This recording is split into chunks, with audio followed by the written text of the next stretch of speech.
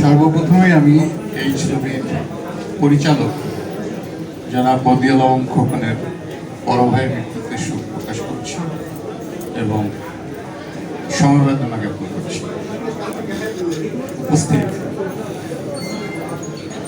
অত্যন্ত প্রিয় এবং শ্রদ্ধাভাজন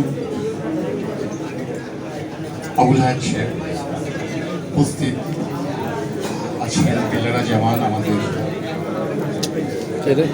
খুবই প্রিয় অভিনেত্রী,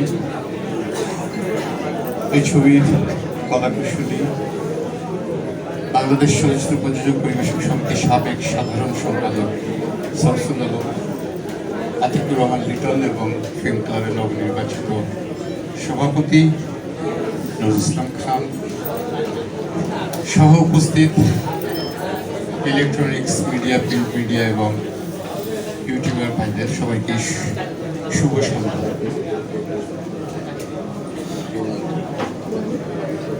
দায় মুক্তি একটি পারিবারিক সিনেমা। এই সিনেমার প্রযোজক আছেন এবং প্রিয় একজন ছোট ভাই এই ছবিটি করেছেন এবং এখানে কিছু নতুন কিছু আর্টিস্ট কাজ করেছেন। আমি যতটুকু জেনেছি সবাই ভালো কাজ করেছেন এবং ছবিটি খুব সুন্দর ছবি হয়েছে।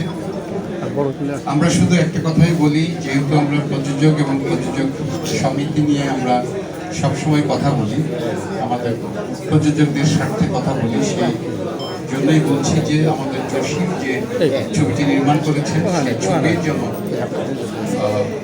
সফলতা হয়, ছবির উঠে আসে। আপনারা জানেন যে ছবির অর্থ উঠে আসলে ছবি একজন প্রযোজক সে কারণে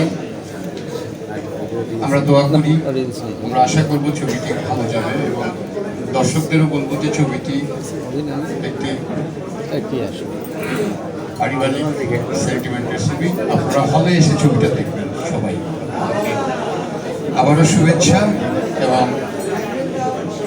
যারা এই ছবিতে কলাকুশলী আছেন এবং শিল্পী, কলাকুশলী, প্রযোজক সবাইকেই শুভেচ্ছা জানাচ্ছি। ধন্যবাদ সবাইকে।